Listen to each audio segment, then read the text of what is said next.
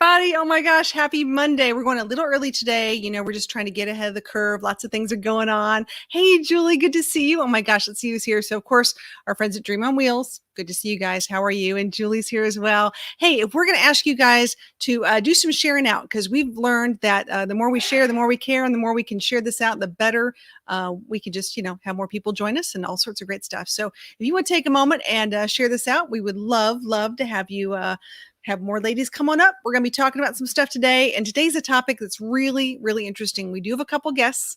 We're going to bring them up in just a minute. But let's say hi to the people who are here, which is way cool. So we have Sue, our awesome moderator from Lucky Dog. Thank you so much for joining, Sue. Appreciate that. And there's Angie. Hey, Angie, how are you? Good to see you. Thank you so much. We've just got a lot of stuff going on today. So I just got back from a really big trip.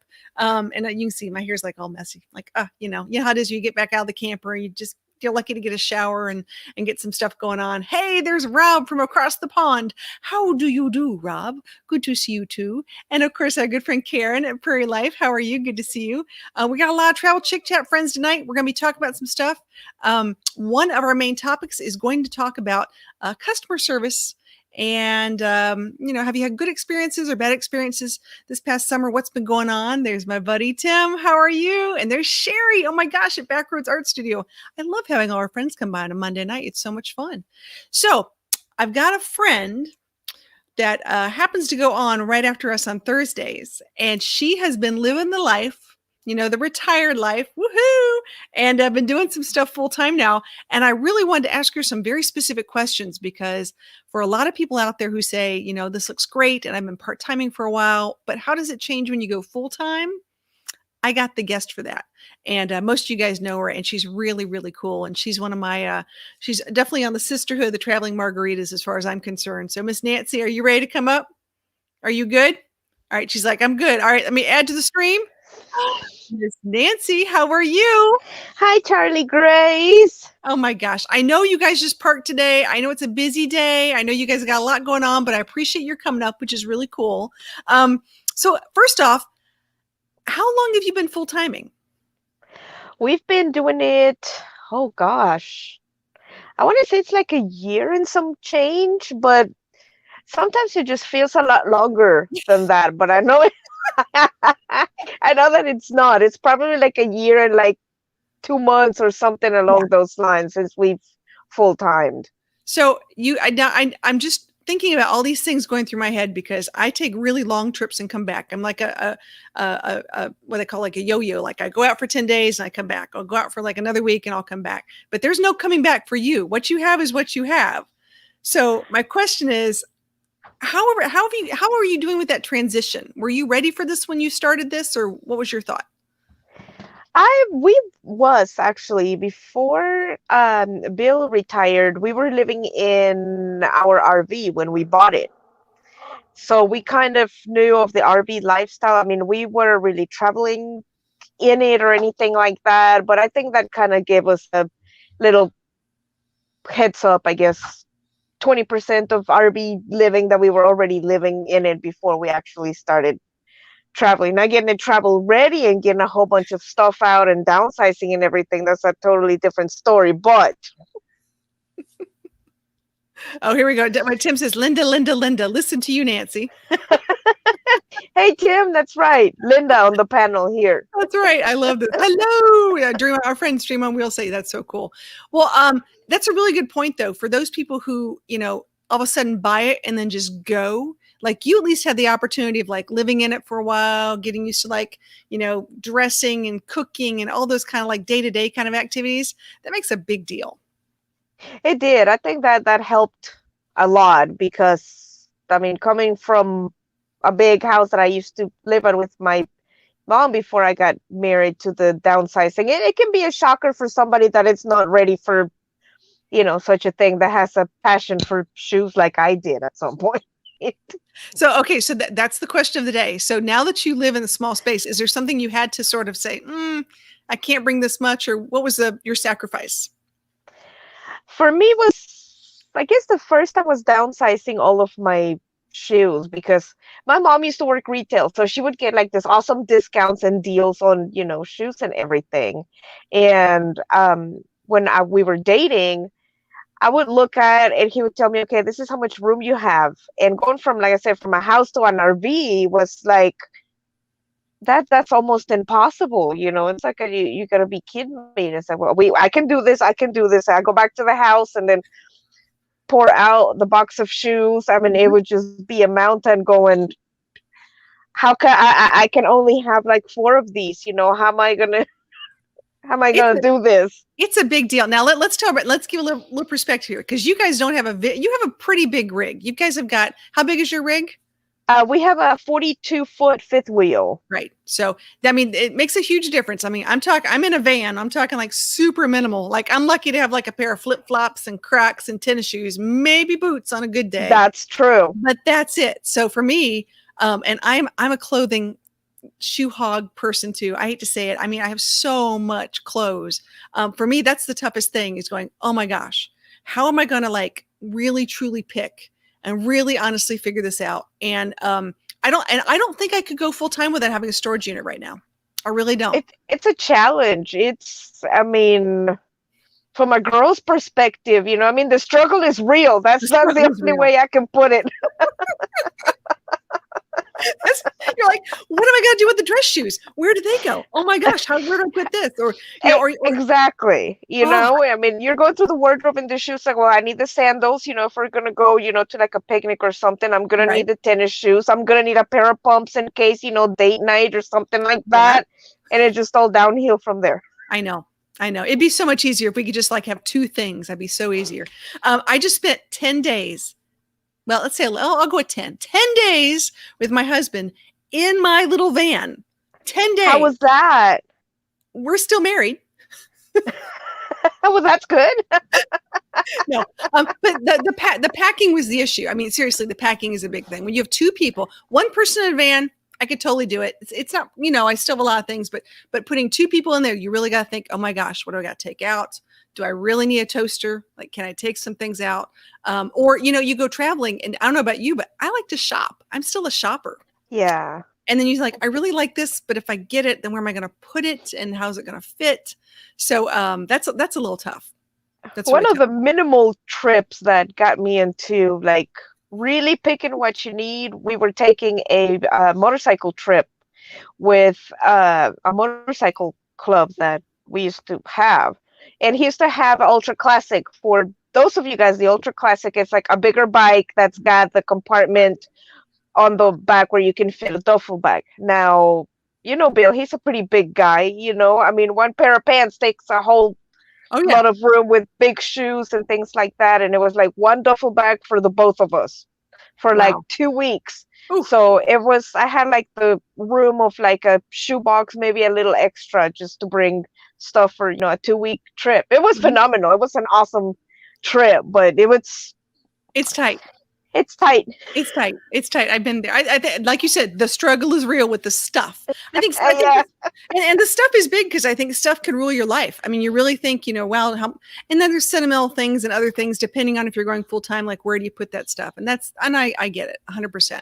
So, okay. So over a year, so we're talking stuff. Stuff was a big thing, a transition. What about cooking? Did anything change cooking wise? Or are you still like, bring it? Everything is the same except for maybe the oven, like your average like lasagna pans and things like that. For somebody, I mean, like me that cooks a lot, it doesn't fit. So now I actually travel with the measurements of my oven in my phone. So whenever if I'm shopping and it's like, oh, a brownie pan or something, I have a thing to measure in my purse, and I always measure it because I have bought something before and got it home, and there's nothing worse that I'm about to bake this lasagna and you put it in there and it doesn't fit. Yes. That is a huge, you're right. No, you're absolutely right. The oven thing is that's another issue. I don't think I've honestly ever used an RV oven ever. And when I do cook, I like cooking outside, or I really go really wimpy and I'm plugged in and I'm a microwave kind of gal. So a lot of it's like reheating and making stuff, but when you're thinking daily cooking, that's what I was thinking. Like, how are you daily cooking? And the oven thing. Ooh. So did you put like a pizza stone or a tile down there? Or have you done any of those things, those tricks? I have not, but I did put, I found on the internet. It's supposed to be like a liner that it's, I don't know, it looks plastic, but it might not be plastic because it's in the oven, but you put it on the bottom rack so that way whatever you bake, if anything drips, it falls on that little mat and not on the bottom of the oven where, you know, it Right. burns and Okay. all of that. Raley said induction with pans and Instapots has been a key to cooking for them, or a Blackstone. That's what they've been using the most. Yeah, I've heard the induction is really good, and the Blackstones are supposed to be really good as well. Yeah. And Johnny's Journey said the cooking struggle is real in van life. Amen, sister. Let me tell you what. I have a very, very little pan that I use. That I've tried every single thing in my van. I have a level of gas stove. I've made chicken, I made rice. I've got a little teeny tiny like rice cooker, which is cool. But as far as like really making a meal, because I'm used to cooking for a big family. If it's just for me, you're still going to have some leftovers. Then you got to put them somewhere. It's just like, it's a lot of work. Yeah. And the space, like you're right. I mean, even if you make extra, you only have so much space in your fridge to be able to save some for later, plus the additional stuff that you need to put in there with your, you know, like groceries for the week, for say. Oh, yeah. Yeah, and Tim says, I have used my RV oven many times. I made sure the pizza stone fits with a Pyrex large pan. That's a smart idea, Tim. Yeah. Tim's got some great videos on RV cooking. If you haven't ever checked out Time for Exploring, please do that. By the way, guys, if you have not, as I'm thinking about it, we've got 13 in the house at least, giving us a little thumbs up. We really would appreciate it. We love having our travel chick chats. We got lots of friends coming in, lots of stuff to talk about. We also love it when you share this out with other people so they can know what's going on your social media and whatnot. So our Monday nights have been a lot of fun because we bring people in. And tonight, Nancy, I have a treat for you. Are you ready? This is Yes. where I get to like share a picture and you tell me what you think about it. Are you ready? Is it a fuzzy face? No. She's like, is it a dog? Is it a dog? Not tonight. Not tonight. We will bring the dog thing in later. I promise. This is fun. Well, actually, let's start real quick. You do travel with pups. Come on, tell everybody. How many pups do you have? Yes. We have 3 Chihuahuas. Well, 2 Chihuahuas and 1 Chiweenie. 2 of them, Bill had that, they're purebred, which is funny because I lovingly call her Mudface, and Buddy, which is our rescue. Yes. Yeah, super sweet, super sweet. And we host a yappy hour every Thursday, and we typically talk about traveling with dogs and dog topics. And the last yappy hour that we got to do when we had live internet, which was great because last week we didn't have good internet, but the week before we actually got to talk to a really cool rural rescue that was in need. And we talked to the director and their marketing person, and they're going to join us for Yappy Hour this week and talk about and essentially say thank you to all the people who donated because it was really a big impact on a small little rescue, and they're going to tell you where the money's going, which is really cool. That is so cool. Isn't that nice? I love that. Okay, here's the question of the day. I'm going to bring this up for you because as a woman, you will appreciate this. All right. There's a little bit of etiquette when it comes to camping. And this is at a state park. I want to say, here's the picture I took at a state park. Should you or should you not wear curlers at the campground in public? I'm just going to say no. No. I mean, you know, more power to you. You want to curl your hair, you know, but I'm just old fashioned. And I believe, you know, in like etiquette that I guess like my mom would say, you know, a nice young lady would not go down to the lobby of the hotel with curlers on her. So we've been talking about campground etiquette. And so most people say, well, you know, don't walk between each other's, you know, campground or, you know, things that you specifically don't do. But we've seen some really amazing things in the past few months that I've been taking pictures of. And someone said, oh my gosh, I can't believe this lady's wearing curlers. Or, you know, walking around the campground. I'm like, well, she's doing her hair. I mean, I don't know. I'm not gonna give her a hard time, but it's something. Yeah. Everyone's like, oh no, curlers. Yeah. The same hee-haw. Yeah, and it's like, doesn't humidity make it all frizzy anyways? I know. What's the point? What is the point? I love this. Right? Yeah, we've seen some cool things. All right. So we were just talking. Here's another one. We like looking at signs. And here's a new sign that first time I've seen this one. Let me share this. Let me get what you think about this. This is drive slow, drunk campers matter. That one I like. So everyone has their signs out when it says, okay, I'm so and so, we're from so and so, we're the Pattersons and we're from Milwaukee, Wisconsin. Oh yeah.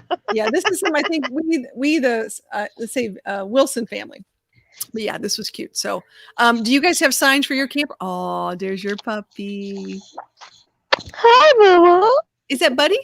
He is. He just went out for a walk. Oops, sorry. It's been raining and he gets stressed out and he just won't go out there when it's sprinkling. So Bill took the opportunity while there was a break to go out there and take him out real quick and come back.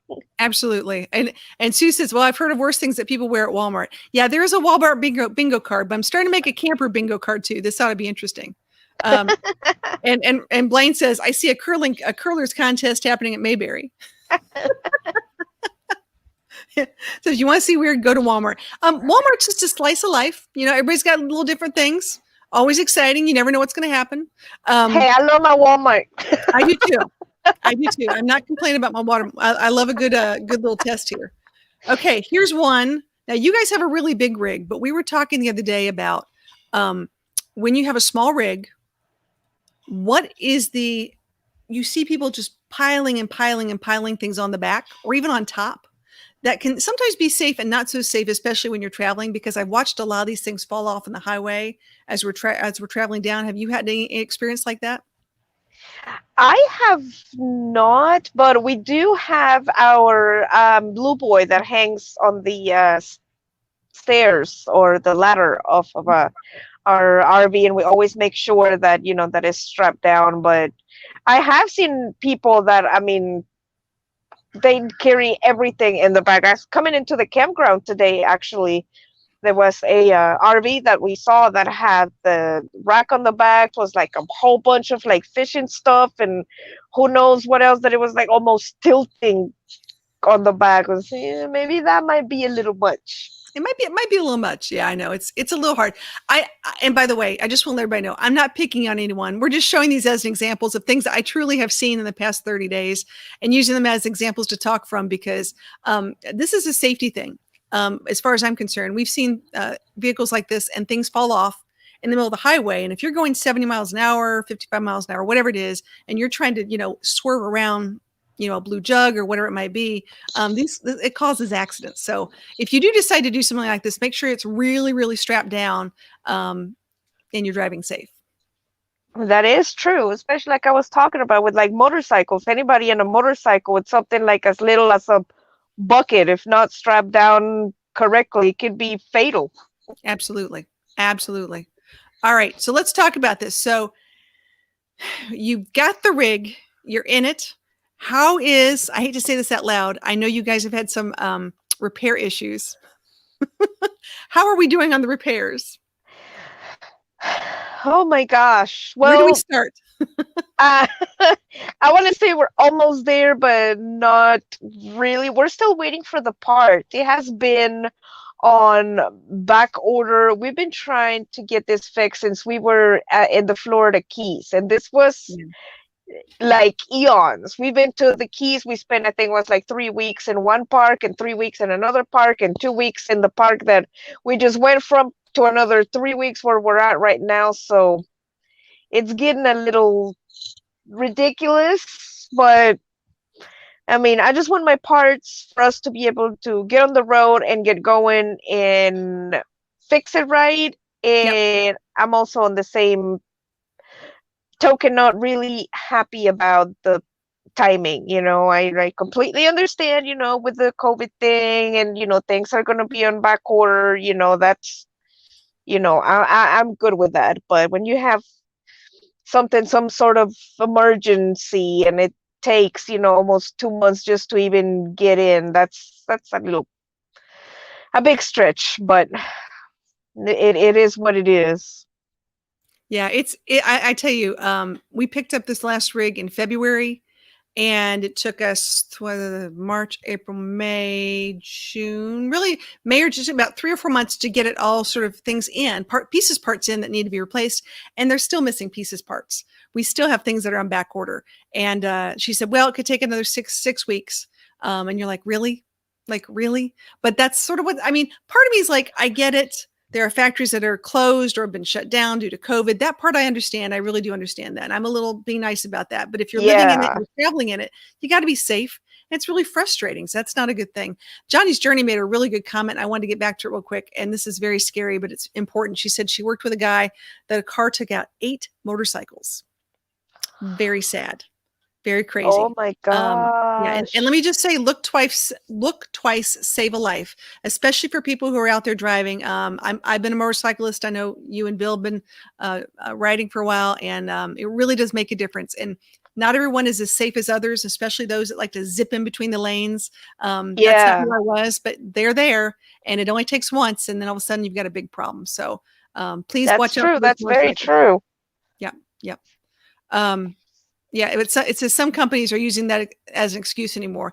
Yeah, you're right. I mean, the problem is we need the part, right? You need the part. You need to get your RV fixed, and you don't want to wait for another 8 weeks or 9 weeks or however long. You want to get it done. So Right, that's exactly. frustrating. And my Yeah, dilemma is that since, long story short, if they would have fixed it right the first time, I wouldn't be in this position. And I now know. in this position with waiting so long, it is possible that we might be incurring additional damage for the water that is just sitting on an RV, which doesn't take a rocket scientist to figure out what happens to an RV when it's being soaked in water for, a couple days. Oh So, yeah. Oh yeah. Well, I will say this. I was the recipient of a fabulous gift by that tropical storm Elsa.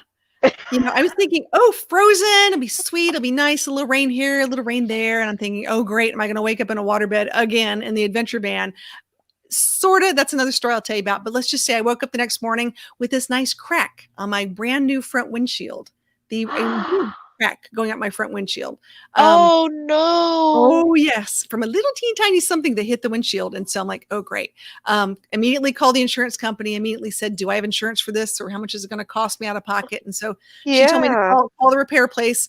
And thank goodness I did, because they said it could be 10 to 14 business days to get the windshield in. And then I have to schedule an appointment to get it installed. Yeah, Of course. crazy. Yeah, I mean, it can be all bad. I mean, we try to take it with a grain of salt. The last time that we were in this position, we couldn't even bring in our slides. So I mean, we were like stuck.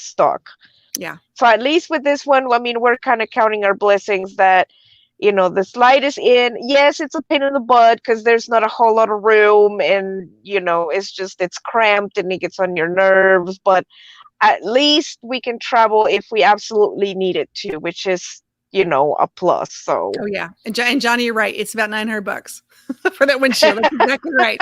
I looked it up. Actually, Dave looked it up too. He's like, do we have insurance for this, or are we gonna have to pay? I'm like, I don't know. Let's figure it out.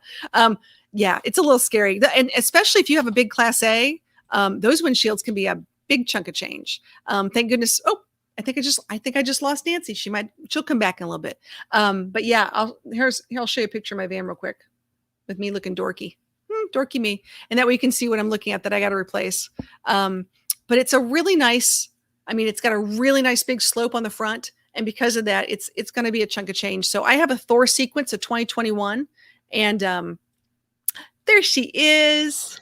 She's sorry, back. wrong button. I don't know what happened. I was holding the phone, and all of a sudden, it's like, boom, everybody's gone. No worries. No, I was just going to show, and this is the windshield I got to replace. So hopefully this will be coming soon. But I'm just happy that my side window got repaired from the water damage that was coming in, and that took 4 or 5 months. So these repairs just take forever. And I They know, do. and I saw that it says Bill says I threatened to do a YouTube video, and I'm like, I get it. I totally get it, because they need to be accountable. You're right. If they did it right the first time, you wouldn't be doing this again. Yeah. I completely agree. I mean, I want to give them a chance to make it right, but from the original time, like I said, if they would have fixed it right the first time, it wouldn't be in this position. And not only that, they pretty much were calling us liars when we were calling to get it repaired and say, hey, this is what happened. Oh no, we wouldn't do that. We would replace the whole thing. No, No. you guys bent it back, and that's why it is what it is, and they basically just said, no, you must have done something to break it, Right. until. Right. They make it sound like it's your fault. And you're like, I didn't do anything. I didn't do Right. anything but just open the slide and it wouldn't go back in. And it's, no. Yeah, I know. They're thinking user error. And I'm like, no, I'm pretty good. I would know. I would know if I broke my own, yeah. Right. Exactly. It's like, it's not my first rodeo, plus, I mean, I understand, people might want to take advantage or whatnot, but I mean, at least I have integrity, I wouldn't call and say, hey, you need to fix it when I know what's my fault. Yeah, I mean, I would absolutely. just. Yep. And Bill's like, he's like, we have video. I'm like, which I said, keep that video. Yeah, that's exactly right. Oh my gosh, I love it. And Julie's like, document everything. Absolutely. Yeah. Yeah. And Sue and Jim's like, when you never give Camping World a chance, they will walk all over you. Be careful with them. I've had good and bad experience. I got to tell you, because I think it depends on the service department. I've had a really great service department at Camping World, especially in Bowling Green, Kentucky. I mean, amazing experience, like hands down. And I've had other experience where it's like, I think their skills and their customer service are the big things in every service department you go to. So I don't want to give a bad rep, except for, like I said, we had a great experience in one. You just never know. Yeah. Yeah. Yeah, I'm with you. All right. Well, I'm going to jump from one thing. And we got 26 people in the house, 26 people. Oh my gosh. Yay! Let's give a thumbs up on that. I want to know, it is that time of the night where we're going to talk about gasoline, fuel, diesel, all those great things. I want to know, what is the local price of fuel where you are today? And I'm going to share my screen. I'm going to tell you what we're looking at. This is over in Asheville, North Carolina. It is $2.99 a gallon for unleaded and for diesel, which I thought, I know, like, look at it. So let us know in the chat what you think, what fuel is where you are. And if you don't want to give the city, you can just give the state, which is fine. Hey, there's Traveling with Nick P. Hey, thanks for joining. Good to see you. So, just let us know what gas prices are. If you have not used or are unfamiliar with the app Gas Buddy, it is really cool and really handy to have, especially when you're traveling somewhere you're not familiar with. And you can look up and go, gas near me. And regular people just like you and me are the ones who put the prices in. So we really know what's going on. They've got a couple other little games and things you can do, which is cool. Okay. Marshall says from Mellow Nomadic, it's $2.79 in Elizabethton, Kentucky. Nice. That's even better. Okay, here we go. Let's talk California prices. $4.30 a gallon here in Sacramento. Oh, snap. There you go. All right. Nick says it's $2.99 for regular in Minnesota. Good to know. All right. New Horizons say, oops, I just clicked it again. New Horizons say gas in Southern Indiana is $3.29 for and $3.09 for diesel. Yeah, I think it's like 307 or 309 or something like that for diesel for us over here in Orlando in Florida. And here, Wisconsin, Karen says it's $2.78 a gallon. All right. This is good. 278 is good. Fort Worth, Texas, $2.89 to $2.92. Wow. I know. And Dorian from camping says, are you in Asheville? You're only 45 minutes away from me. I know I'm close to you, Dorian. Dorian, I might just come knocking on your door. You better be careful. I don't know. Something's booming.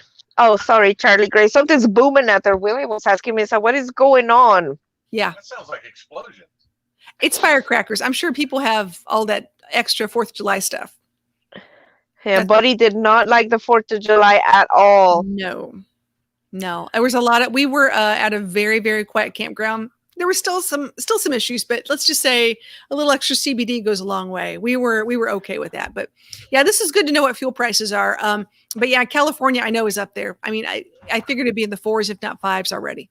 So this is good to know if you guys are traveling around, what you're looking for gas prices. So if you don't know anything, I'll write in the chat. That Gas Buddy app.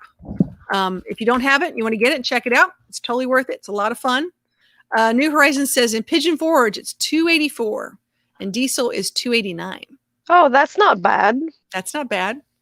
Yep. I paid $2.89 before my 307 over here. Okay, you're Utah. Utah is $3.99 and diesel's $3.89. Yep.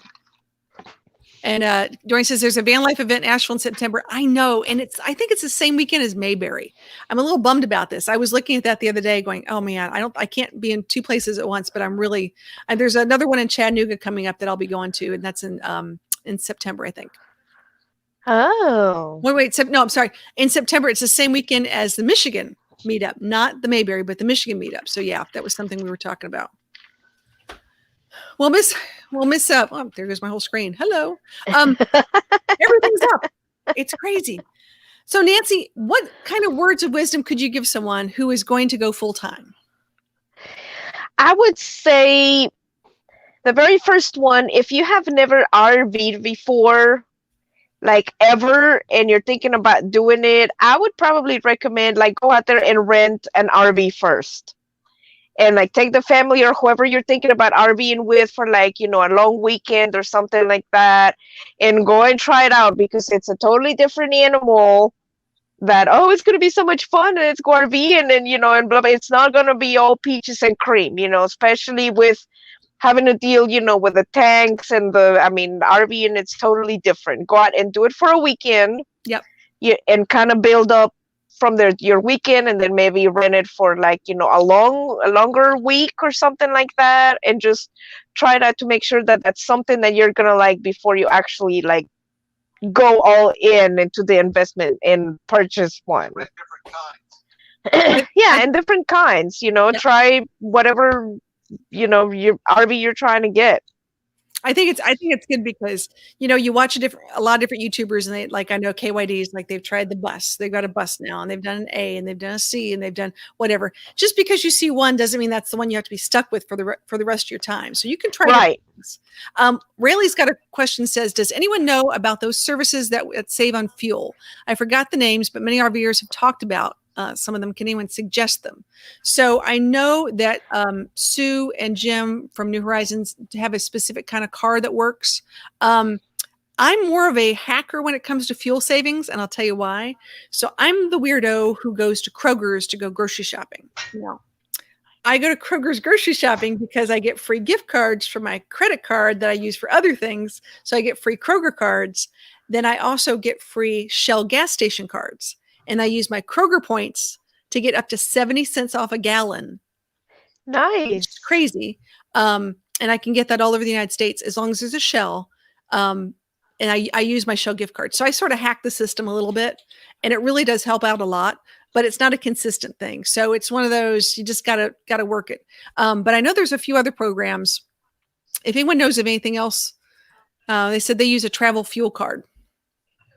Yeah. Nice. Yeah. And I think, and here we go. And Nursing says they've got a fuel video if you want to watch. Perfect. Thanks, guys. Thanks, Bill and Natasha. Thanks for putting that out there. Yeah, absolutely. I mean, anything you can do to save on fuel, it's pretty big. And, you know, a lot of those gas stations, you know, they're actually making their money on selling you a Snickers or a drink. Or yeah. They're making, I mean, pennies, if that, on the fuel, unfortunately. So they're really looking to make money on the other items. And then Grumpy Old Witch says, oh, you're savings flipper. I'm a savings flipper. You're absolutely right. If they can make the system, I can use the system. So. Hey, sometimes you just got to hunt for a bargain, you know? I mean, that's how you save your money. Absolutely. I mean, you have to think about where are you going to spend it? Where are you going to spend it? Traveling with Nick says, I use my Costco membership for cheaper gas, and it works great when you can hop between them. So that is a really good point. And I know I saw Costco for $2.66 this weekend. I was like, what? That's crazy. But remember, it was $1.99 not that long ago in a lot of places. So, you know, gas is always going to go up. And I'm always shocked at people who will travel 20 miles to save 3 cents on the gallon. So do the math, people. Do the math. And Rayleigh's like, yeah, exactly. They make their money on the inside. Yep, you're absolutely right. It says they love the TSA. They loves and Petro. We save more money than other fuel cards. Yeah, if you're using diesel, absolutely, absolutely. Those fuel cards will be a wonderful thing. It says Natasha's driving, heading back to the RV from Rocky Mountain National Park. Nice. Nice. I hope you guys had a great trip. I know I saw you guys were heading out. Very cool. I hope you made a video for the rest of us to see what you was doing over there. we want to see all that good stuff. Yeah, Richard says Costco and Kroger's are great. Absolutely. Very cool. All right. Well, any other parting words of wisdom before I put that link up? And all of a sudden, by the way, wait, they have 2.5 hours to go. It's going to be a long drive. Long drive. Last one would be make sure that you have a substantial emergency fund before you start RVing, because you never know what's going to happen. and most likely it ain't gonna be cheap. No. Yeah, it's a significant bump in the road. We talk about having tools, zip ties, duct tape, those kind of things. But in the same token, if your slide has a problem and you got to call a mobile repair unit or something, we had a problem with our generator and it faulted. And unlike other places where you can just open up the panel and see it easily, my generator is underneath. And yeah, and I've already got. Of course it is. Of course it is. Of course, it's really convenient for everyone to get to. Well, of course, a generator. What are we going to put? Let's put it on the bottom where nobody can get to it. Nobody can get to it. So, but the good news is I have a customer service number, and they're open 24/7. And they gave me a huge PDF email with all the fault codes on it. But I use my generator every day. So if it doesn't work, I got a problem. And yeah, I'm stuck somewhere going, I got to call a mobile guy or a mobile gal and say, can you come out and help? And I know that's, I might as well just start giving the money. There you go. Right. Exactly. Yeah. It's crazy. Yeah. Well, yeah, I would say the repair fund is a good idea. Do you want to give a number as to what you think people should have in savings to start out with? I'm curious because I've heard different numbers. Well, it depends on, like you said, also what kind of RV that you have. Is it like brand new or is it like something used? But I don't know. I guess just to throw a number out there, I would say at least 10 grand. Yeah. Yeah. It sounds like a lot, but one of our repairs for our slide was 10 grand. Oh, easily. And that was it. Thankfully we had, like I said, a substantial amount for our emergency fund, because otherwise that would have been a trip ender. Yeah. We would end up with no money and being stuck somewhere in New Mexico with my daughter with no family close by, and just okay. Yeah, what do you do? Exactly right. I'm with you. Yeah, and there's a good one. If you're retired, you should have at least 1 year's income and emergency fund, cash available, or something that you can take out. That's true. Yeah, there you go. That's they always say, try to save at least 6 months of your income, if something were to happen. But that's a good rule. I like that. That's a good one. Very cool. Good. And Karen's very good suggestion. Absolutely. Well, I put the link up. I'm going to put it up one more time. So ladies, if you would like to come up on the Travel Chick Chat, and I said this, ladies, I'll say this one more time. Ladies, if you'd like to come up on Travel Chick Chat, we would love to have you come up. We've got some really funny pictures to look at. We can talk about. We'd love to have your tips and tricks and hacks and all sorts of good things. I've been watching a lot of videos this week. For some reason, organization is a big topic. The Grateful Glamper did a big thing on organization. There's a lot of other people that are talking about, where do they hide their stuff? And I know we talked about stuff earlier on tonight. I wanted to talk about customer service at campgrounds, because I've heard from a lot of people who are frustrated. They're trying to make reservations and they're trying to get things done. And I know I made a reservation a year ago to someplace for a week. And I called them, I think it was a week or two in advance, and said, I'm sorry, I'm only going to be there now for 3 days. And they refused to refund my money. And I'm like, excuse me? They're like, we'll credit you or give you a gift card, but no, thank you. So there's a lot of things that are changing as far as refund policies. Have you had any issues with any refunds or changing of schedules if you guys are staying somewhere? Not lately, actually. We've been pretty lucky on that end, and we were actually supposed to be leaving today again from 2 weeks ago because of the repair. So this was the second time that we called the campground and be like, look, we're still waiting for parts, so go ahead and cancel us.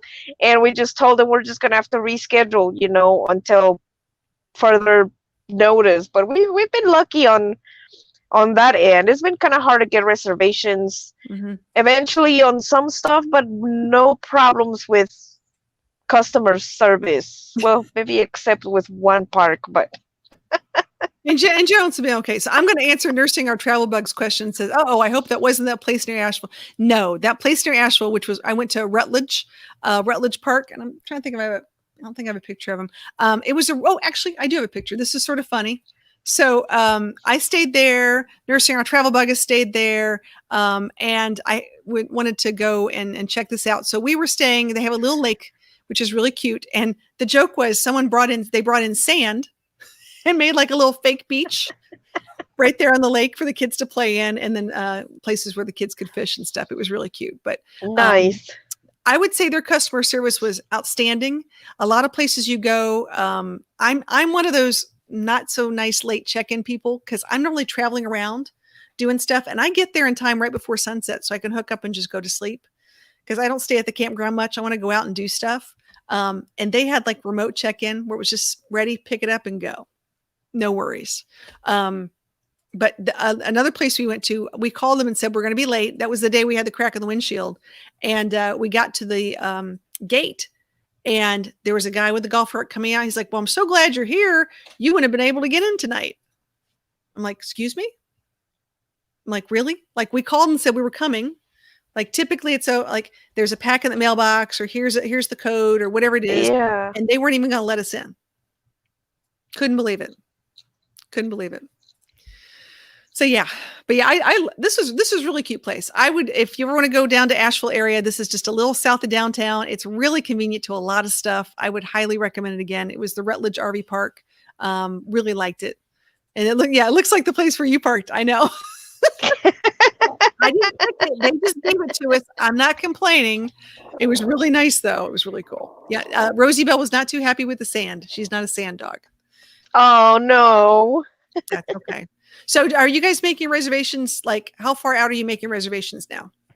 Well, we had reservations all the way, oh gosh, like about 6 weeks in advance. Okay. But we've been having to move them twice from the ones that we had in Houston and the ones in Dallas. And it's just been a pain having to move all of them again and again. So this time Bill just said, it's like, we're just going to get this one for the next, couple weeks until they tell us something. And then we'll start rescheduling on the other ones because it's just,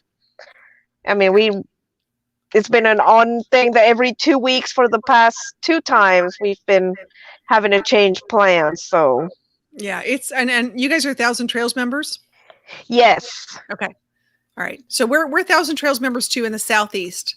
And we've been trying out different 1,000 Trails parks and it's been an interesting experience. Some have been better than others. Just depends on, I've noticed that we have a lot of, in the 2,000 Trails places that I went to in the past month, some of them had like people who'd been there for like 9 years or like had been, annual members and the structures were intense. And I don't think I have a picture of that one, but I wish I did because it was wow. I'll have to find it because it was just like, whoo, couldn't believe it. Here's one campground that Doreen just brought up. She said, got to go back here. Here we go. She said, Moonshine Creek Campground near Sylvia, North Carolina is very nice and close to Asheville. Okay, cool. Good. I'll have to check some of these things out because I'm always looking for good recommendations. You can read, you start traveling and you say, okay, there's one here. And then you look at the stars. Like, how do you pick, do you really take those online recommendations to heart? How do you guys pick? I do sometimes. If we're going to an RV park that is not 1,000 Trails to visit or just because we have to stop over, I always look at the reviews. Yeah. Because you've never know. And sometimes, they're accurate and sometimes it's not. We've been to some that it's, 3 stars and you get there and it's more like a 1.5. Oh yeah. Oh yeah. Oh, that's an understatement. Uh-huh. We've stayed in a couple of those that, thankfully, at least for us, I'm not going to say we're used to that kind of thing, but we've dealt with that kind of thing. There you go. But if it was like, my mom or grandma and grandpa or somebody else, staying at that campground, they would probably be scared. And that's just not right. Yeah, there are some that are just a little more on the interesting side. We stayed in one up in Kentucky once, and it was a KOA at one time, and apparently it changed hands, and then it became a private. But it was a Good Sam's, top rated, wonderful thing. And I got there a little on the late side, like right at dusk kind of thing. And there was no way of getting my rig around these turns. It was so, just narrow and steep drop. There was just no way. On top of it was raining, not really good. But the next morning, you wake up and you look around, you're like, oh my gosh, like where the heck are we? And yeah, nothing like the pictures. Yeah. It's like, y'all are lucky we're tired. Otherwise, we wouldn't have stopped here. No, I would have just kept going. I would just kept going. I don't even care at that point in time. You're like, what was I thinking? I know. All right, we got a question here for our best friend. Do you use a hotspot? And if so, who is the service with? Okay. Internet and cell phone service is fairly close to oxygen. Let me just say that out loud because it's very true. I have Verizon. I have AT&T. We have two services for a reason. I have heard, though, and I highly recommend to, our friends at Technomadia. If you haven't been, and I'll type that in, Technomadia. They have a fabulous channel, and I would check them out because they constantly are doing videos about what is the best data plans, cell services, and things specifically for nomads. I know that T-Mobile came out with a new hotspot, and T-Mobile service can be a little on the you never know side.